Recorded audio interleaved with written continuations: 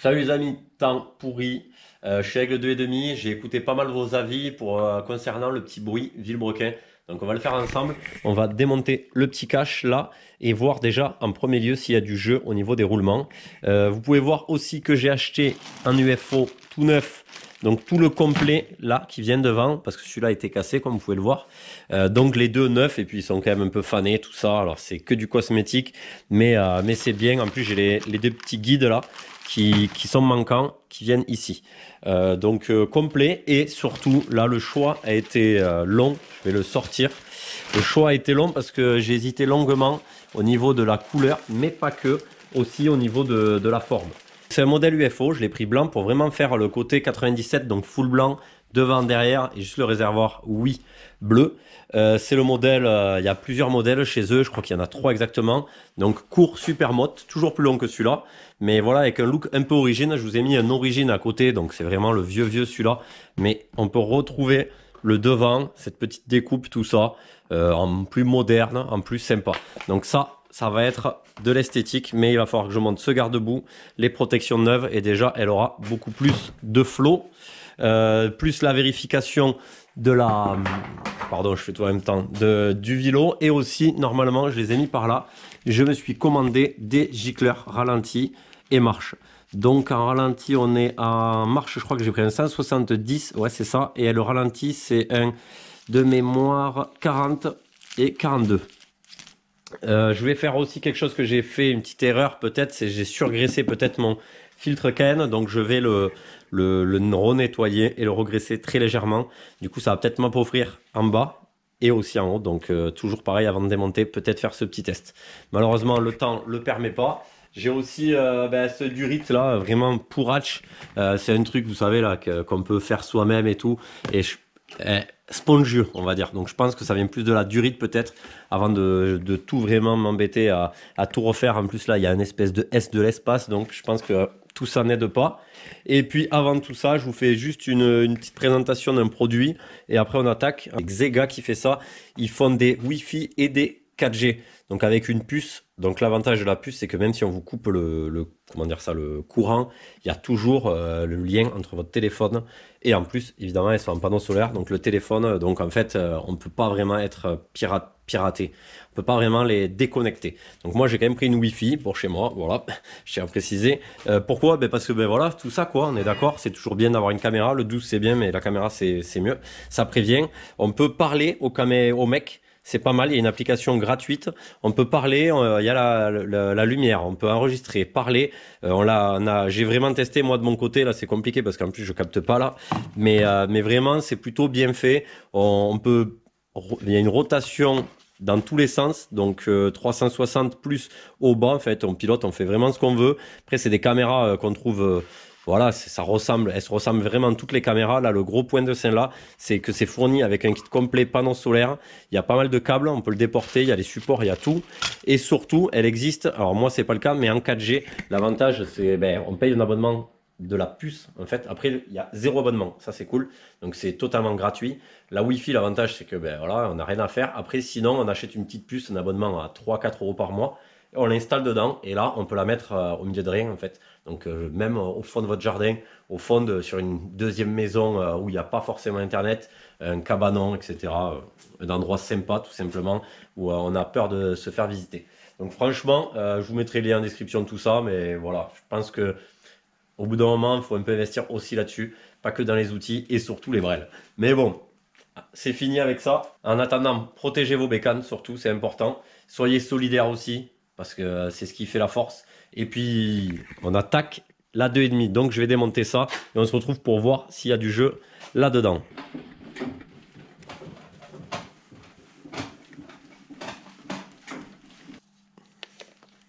Yep. Tant qu'on est là, il y a un truc intéressant. On m'a parlé que les protections carbone comme ça, c'était vraiment pas bon pour le moteur. Donc j'aimerais bien que celui-ci il revoie cette vidéo, il m'explique vraiment. Je pense que c'est peut-être parce que ça garde la chaleur sur le corps du pot, que ça influe sur les gaz et aussi peut-être que ça ramène de la chaleur au niveau du moteur.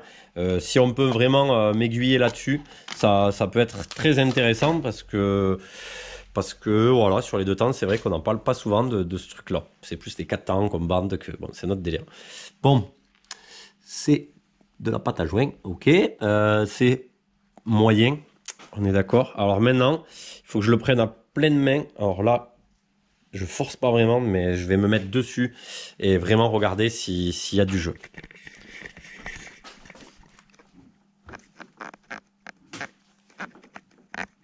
Déjà là, RAS. Après, c'est pas facile, je vous avoue.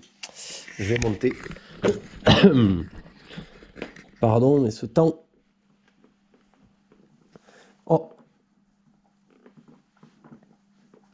RAS, hein, les gars. Bon, je pense qu'après, ça vibre tellement. C'est tout presque à toucher et tout. Donc, bonne nouvelle.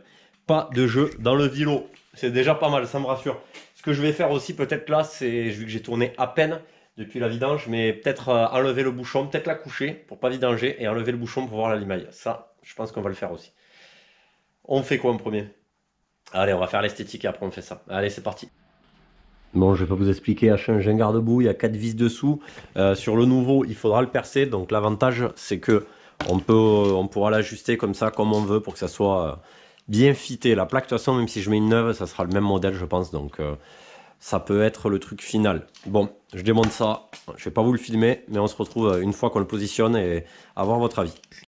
Allez, ça c'est fait. Ça finira sur la derby d'un petit village. Bon, c'est pas vraiment joli. Alors, qu'est-ce que ça va donner? Franchement, je sais qu'il y en a qui sont pas pour le blanc. Ça va claquer, ça va claquer. Franchement, je kiffe, je casse tout même. Je kiffe, donc en vrai, comme ça je pense, voilà. En gros comme ça. C'est vraiment pas mal les amis. Bon allez, à moi de tout mettre bien et de faire les trous comme il faut.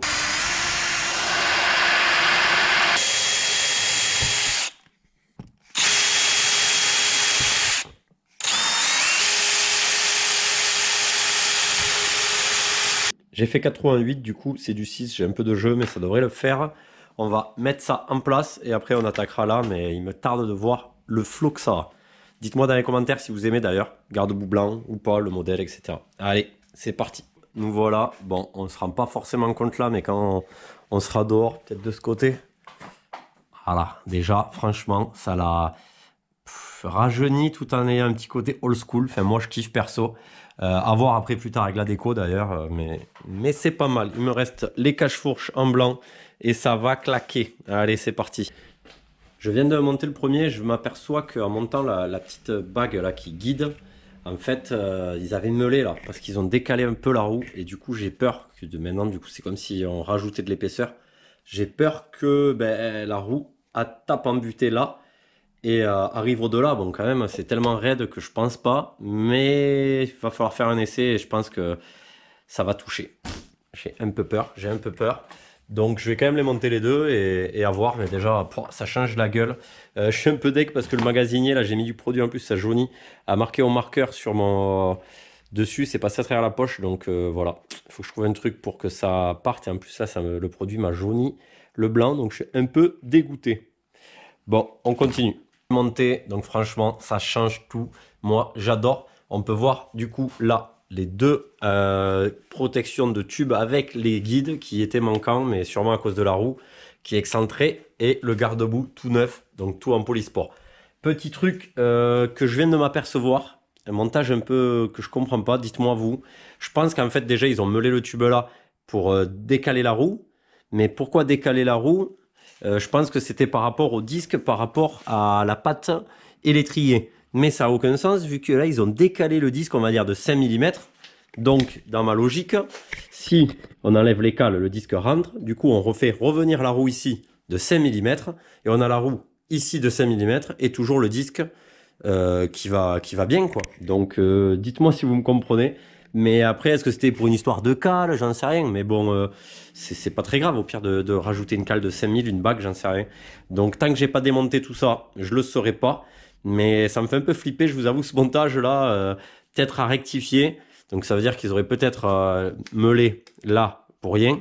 Mais dans ma logique, moi, on pourrait rentrer le disque dans la jante. Ah, je sais pourquoi ils ont fait ça. Je sais pourquoi ils ont fait ça. Parce que c'est un étrier de 6 airs. Et en fait, ils ont meulé l'étrier parce que sinon, ça touchait les rayons. Donc, c'est pour ça. Donc, si vous avez une solution, ouais, en fait, c'est ça l'histoire. C'est ça l'histoire. Bon, ben maintenant, j'ai compris. J'ai compris pourquoi tout ça. Bon, on va laisser comme ça, de toute façon, pour l'instant, en espérant que la compression arrive pas là. Mais bon, je pense que si l'on fait, ça devait être la raison. Donc, à voir au prochain épisode pour tout ça. J'attends vos avis. Après, ce que j'ai envie de faire là, c'est de la descendre. Déjà, franchement, ça a une autre allure. Même sans kit déco, déjà, c'est cool. Moi, je kiffe. Bon, ça, c'est que mon avis. Et du coup, on va la descendre. Je vais la pencher pour enlever le bouchon pardon, de vidange aimanté pour voir s'il y a beaucoup de limaille, en sachant que j'ai quasiment jamais mis la première ou très très peu. Et ça va nous donner un indice bien ou pas bien de ce qui se passe, même si on n'utilise pas la haine, ou du moins si on l'utilise juste sans qu'elle se décrabote toute seule. Parce que je pense que c'est les crabos qui sont morts. Ça me fait flipper d'ouvrir ce moteur et de ne pas avoir les pièces en fait pour monter. Donc pour l'instant, vous avez vu, j'avance sur un peu tout le reste. Autant l'esthétique que le moteur. Mais bon, tant que j'y suis, ouais, ça direct, dès que je tombe le moteur ou quoi cet hiver, j'envoie le ressort en époxy obligé, histoire que ça finisse un peu le look aussi. Dites-moi aussi si vous préférez, quelle déco vous ferez, voilà. Je ne donne pas d'indice, si j'en ai déjà dit un peu, mais quelle déco ça vous plairait là-dessus. Voilà, vous avez un peu mon avis déjà. Allez, je la descends, on regarde ce fameux bouchon aimanté, voir s'il y a de la limaille ou pas. Allez, c'est parti. Et voilà la merguez au sol. Je l'ai penché à fond pour essayer d'enlever le bouchon sans vidanger l'huile. Donc, surprise, c'est un bouchon aimanté donc de 14. On va le... Ouf, il est bloqué, je pense que je vais avoir donné des mains. Ouais, là. Ok, bon la surprise, j'espère que déjà ça coule pas.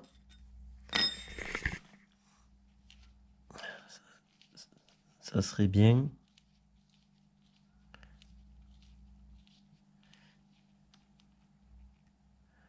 Ok, déjà, c'est une bonne chose, ça veut dire que je peux le faire assez souvent pour vérifier. Donc maintenant, je vais le tapoter. Bon, déjà, on peut voir que c'est de la toute petite limaille, mais il y en a grave. Sachant que je l'avais nettoyé. Ah ouais, quand même. Donc on peut voir que c'est très fer, quoi. Et donc en fait, c'est de la toute petite limaille. Et là, il y en a un peu de la grosse quand même.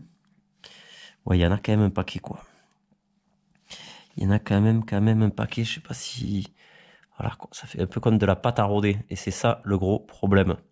Il y a même là, on dirait des... Non, c'est pas des morceaux. Quoique... On dirait même des morceaux. Ah si, on dirait quand même des morceaux, ça. Donc ça, c'est pas foufou. Donc, vous avez compris, il va falloir ouvrir la boîte. De toute façon, cet hiver, il n'y a pas le choix. Changer les roulements, ça peut être les roulements, ça peut être, bien sûr, la première, tout le côté crabeau, tout ça. Mais c'est clairement pas Jojo. Il y a des sales morceaux.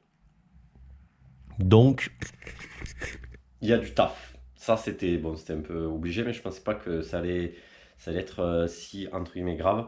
Donc, je vais nettoyer mon filtre à air. Je vais essayer de faire un peu la carburation de tout ça tant que je peux.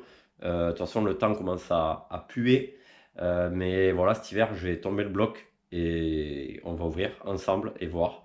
En sachant que déjà, je pense qu'il faudra au minimum changer tous les roulements de boîte, déjà.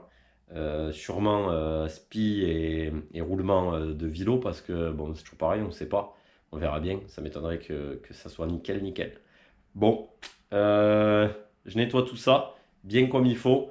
Et puis je nettoie le filtre et puis je vais essayer quand même dans cette vidéo au moins avec le filtre à air nettoyé avant de changer le gicleur, voir comment ça pète un peu au ralenti, voir si ça m'appauvrit le ralenti en nettoyant le filtre KN que j'ai peut-être un peu surgraissé aussi. Donc avant de trop partir, on va essayer de faire ça. J'en profite pour changer le joint et aussi en fait je me suis rendu compte que les plus gros bouts étaient de la pâte à joint. Donc voilà, c'était quand même un peu pour prévenir pour l'expertise.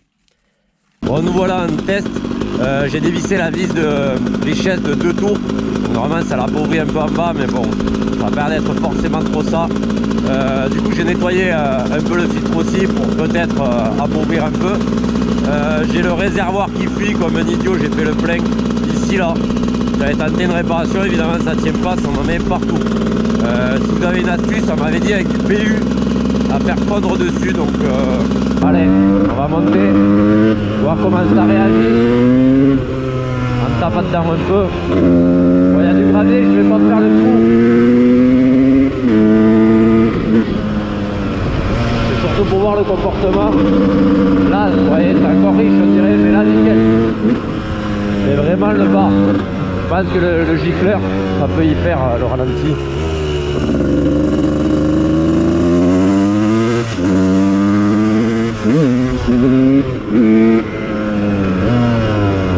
Oh, les freins, c'est incroyable.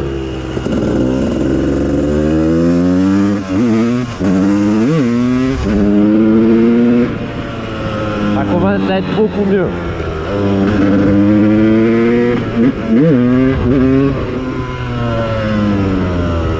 En fait, ce qui est gênant, c'est quand on est en sous-régime. Normalement, on ne devrait pas.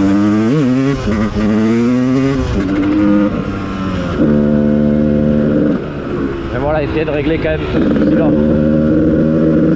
Même si c'est bien qu'elle soit riche, alors ce que certains font, et je pense que je vais le faire et on va me le conseiller sûrement, c'est de mettre un starter manuel ici. Pourquoi? Ben pour des fois enrichir plutôt que mettre, voilà, souvent c'est comme sur un banc d'essai. Quand on est au taquet, on remet des petits coups de gaz pour laisser passer de l'air et de l'essence et refroidir le moteur et pas serrer. Mais avec le starter, ça peut être aussi pas mal, on me l'a dit en off, donc à voir. Même si le mieux c'est d'avoir une bonne carburation un peu riche en bas, mais c'est dur de...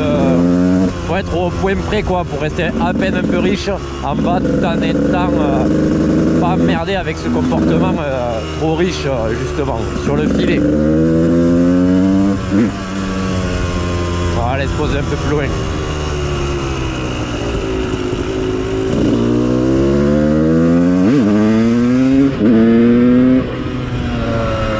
Ah, et puis il va falloir que ma bougie se colore aussi pour voir où j'en suis, donc les prochaines étapes. Là normalement il y a un beau point de vue.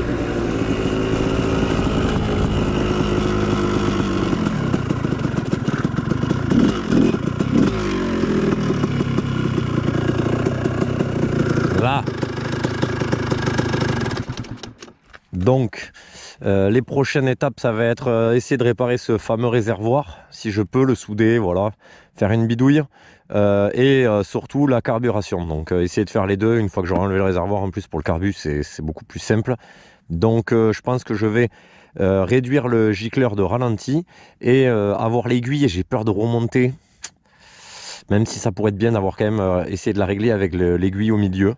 Là elle est un cran plus pauvre, donc ce qui est sûr c'est que je vais réduire le gicleur de ralenti, ça c'est sûr, et peut-être au pire prendre le risque de remonter l'aiguille pour être un peu plus riche mi-régime on va dire sur toute la plage, 1/8 à 7/8 et être en plein avec le gicleur que j'ai actuellement 172.